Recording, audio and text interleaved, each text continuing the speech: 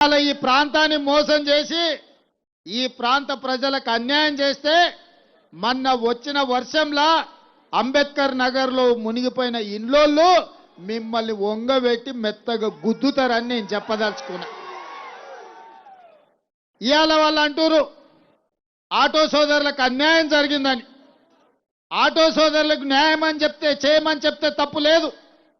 మా ఆటో సోదరులను ఆదుకోవాల్సిన బాధ్యత మన మీద ఉన్నది.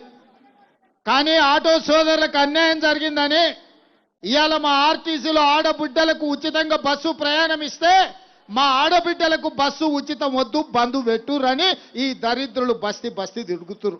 మా అక్కల్ని అడగదలుచుకున్నా, మీ తమ్ముడు ముఖ్యమంత్రి అయినాక ఏ బస్సుల్లోనో ₹1 మీ దగ్గర అడిగినరా అక్క? వాళ్ళ పాలనలో అమ్మగారింటికి పోవాలన్నా, బల్కంపేట అమ్మవారిని దర్శించుకోవాలన్నా, యాదగిరిగుట్ట లక్ష్మీ నరసింహస్వామికి దండం పెట్టాలంటే ఇంటి ఆయన దగ్గర కిరాయి పైసలు అడగాలి. అమ్మని చూడాలంటే కూడా ఇంటి ఆయన నగదు ఇస్తే తప్ప మనం పోయే పరిస్థితి లేదు. కానీ ఇవాళ ఇంటి ఆయన అక్కడ ఆఫీసుకు పోతే ఆయన వచ్చే లోపల అమ్మగారి ఇంటికి పోయి అమ్మతో జరసేపు కూర్చొని మాట్లాడొచ్చే పరిస్థితి ఉంది.